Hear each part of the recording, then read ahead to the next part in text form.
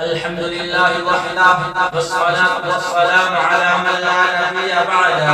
أما بعد، فقد قال الله تبارك وتعالى في القرآن المجيد: أعوذ بالله من الشيطان الرجيم.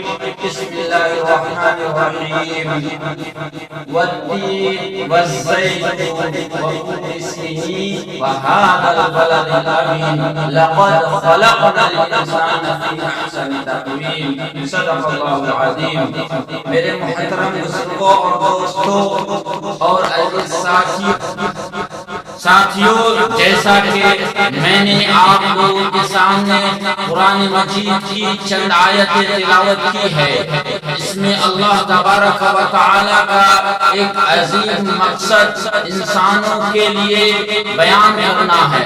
اور اللہ تبارک و تعالی نے ساری کائنات کو بنایا مگر فخر نہیں کیا، ناز نہیں کیا، اپنے اوپر تکبر نہیں کیا، لیکن وہ اللہ اور وہ خدا اور وہ ایشور اور وہ غور جس نے اس انسان کو بنایا، تمامی دنیا میں رہنے والے انسان کو بنایا، اس اللہ نے اس انسان کو بناتے سمے فخر کیا، ناز کیا، اور ناز کر کے اللہ تبارک و تعالی نے یہ اعلان کیا اور 5 قسمیں اٹھائی: والتین والزیتون وطور سینین، کہ میں تین کی قسم کھاتا ہوں، زیتون کی قسم کھاتا ہوں، وطور سینین کی قسم کھاتا ہوں، وہذا البلد الامین، اور امن والے شہر کی قسم کھاتا ہوں. پھر اس کے بعد اللہ تبارک و تعالی نے فرمایا لقد، کہ ہم نے تحقیق، لقد لام تاکید کا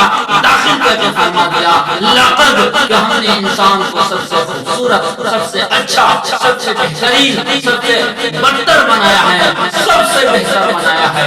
یہ اللہ تبارک و تعالی نے انسانوں کے لیے جب پیدا کیا اس وقت فرمایا.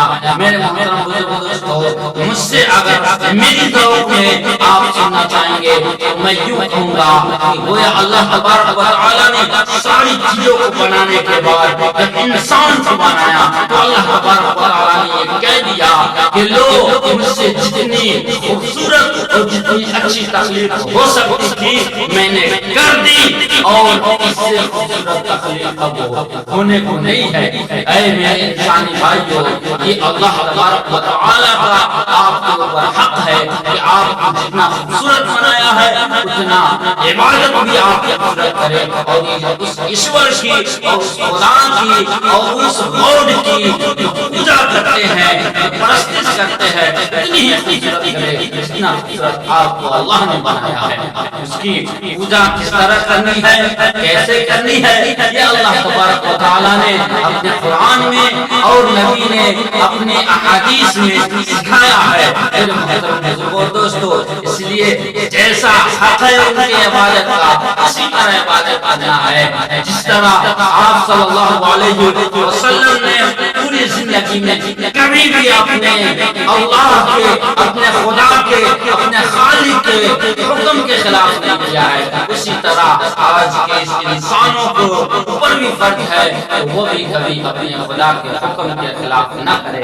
انہی باتوں پر میں اپنی بات ختم کرتا ہوں اور آپ لوگوں سے دعا گو ہوں کہ اللہ تبارک و تعالی آپ کو مزید سمجھ اور عقل سلیم عطا فرمائے اور دین کی صحیح سے بات سمجھ کر استقامت کرنے کی توفیق دے، ہم سب کو عمل کرنے کی توفیق دے.